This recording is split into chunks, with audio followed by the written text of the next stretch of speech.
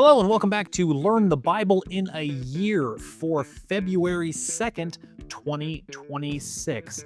Happy Groundhog's Day to you, and in honor of Punxsutawney, today we're going to share this episode with our friend that most resembles a groundhog. And if today is the first day you have joined us today, welcome. We're glad that you are here. Just don't look behind you because you may just see your own shadow. Today we read Job chapter 25, 26, 27, 28, and 29. Don't get too stressed out by that. Those are short chapters. We also jumped into Matthew chapter 21, verses 33 through 46, and then we jumped into Matthew 22, but verses 1 through 14, and we capped it off with Psalms chapter 18, verses 7 through 15. Yes, a little bit of a mouthful today, so let's jump right into the recap.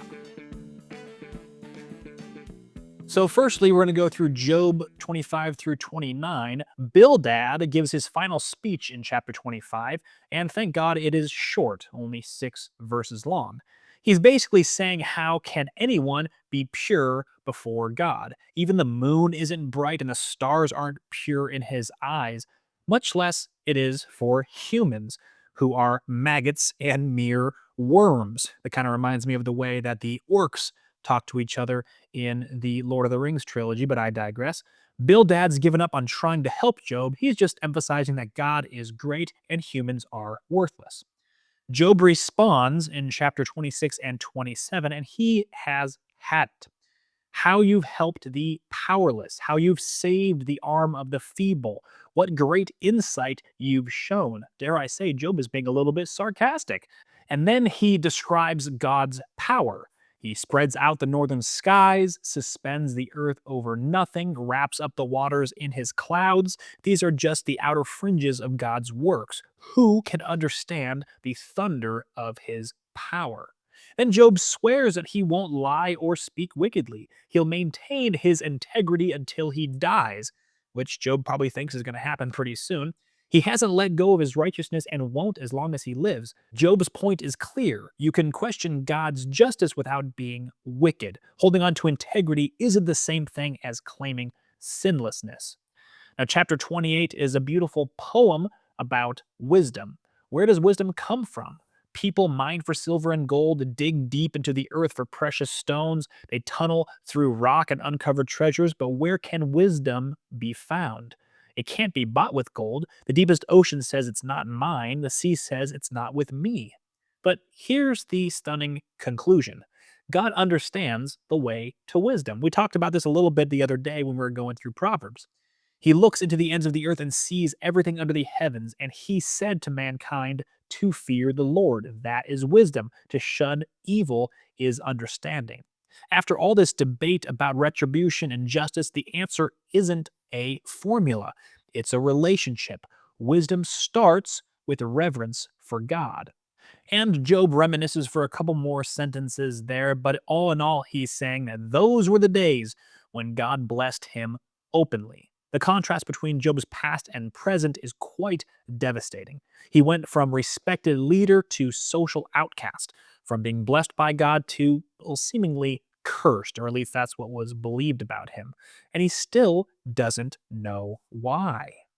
All right, jumping into Matthew, when we read the last part of Matthew 21, which was verses 33 through 46, and also 22, verses 1 through 14, Jesus tells the religious leaders a parable. A landowner plants a vineyard, he puts a wall around it and digs a wine press, builds a watchtower, and rents it to tenant farmers.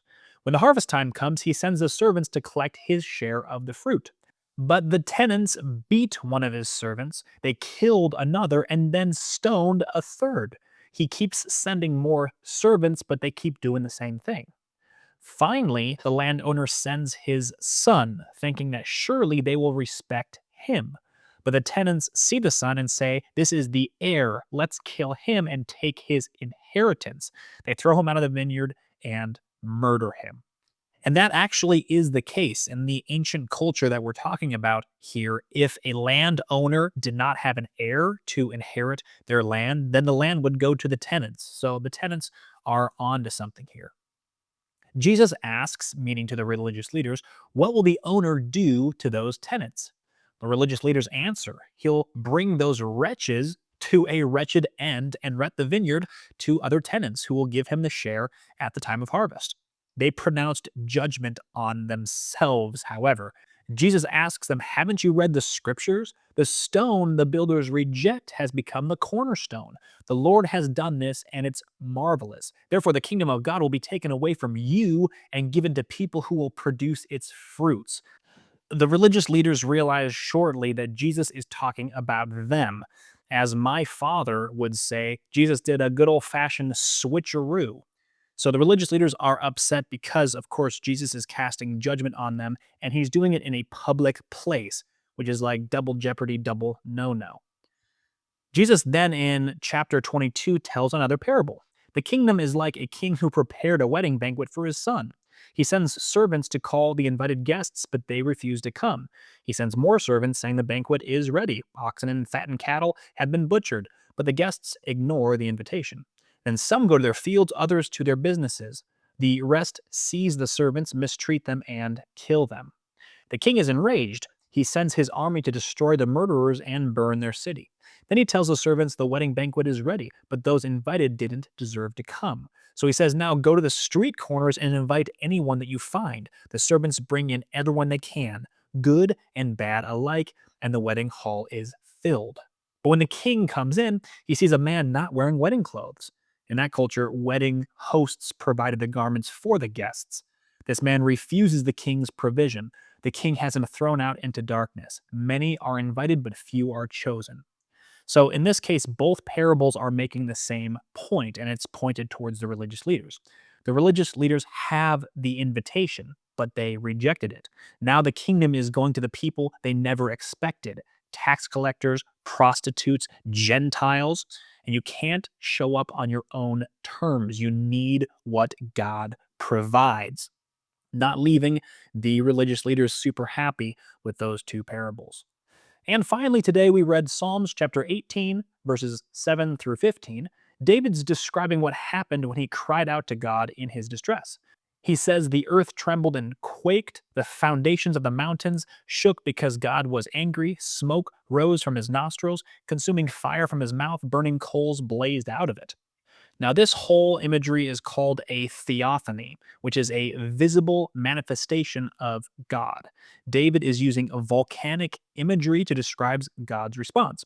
God parted the heavens and came down with dark clouds under his feet. He mounted the cherubim and flew, soaring on wings of the wind. He made darkness his covering, dark rain clouds his canopy. So, what's David's point here? His point is this: when you cry out to God, he doesn't just hear you, he's not simply just listening, he responds in power. The whole created order shakes when God moves on behalf of his people. This isn't a distant deity that's casually noting our prayers. This is the Lord of heaven and earth coming down to intervene. Job wanted God to show up and answer him. David's saying that God does show up.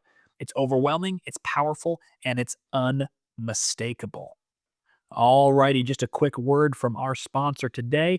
This show is brought to you by Covenant Security Equipment, which is a Christian-owned company that partners with building contractors who build with safety in mind. They sell bullet-resistant windows, secure transaction systems, drive-through installations, and much more. Go to covenantsecurityequipment.com to find out more. Also, don't forget to pick up a copy of the Learn the Bible in a Year workbook. I did write this book for you. It has additional questions and fun facts about the daily readings, just like what we read through today. The digital version is 100% free. You can also pick up the paperback version if that's what you prefer. The link to both of those is in the show notes. All right, the main takeaway from today. My main takeaway from today is actually what David said in the Psalms. God is not just simply listening to us. I don't know if you ever feel that way where you're talking to a friend or your spouse and you can tell they're listening to you, like they can hear you, but they're not really processing what you're saying, or maybe they don't really even care. And sometimes I can feel that way about my relationship with God. Like I pray, I'm talking to you, but are you really digesting what I'm saying? Are you really understanding what I'm going through? And David makes it very clear here. Not only does he understand what we're praying, but he also acts in power. He's the creator of all things, and all things bow to him. What a wonderful, wonderful thing it is to be able to pray to the creator of the universe. And he actually cares and listens to what we have to say. What a wonderful thing. Alrighty, well, that's the end of the recap for today, and I will see all of you cool cats here again tomorrow.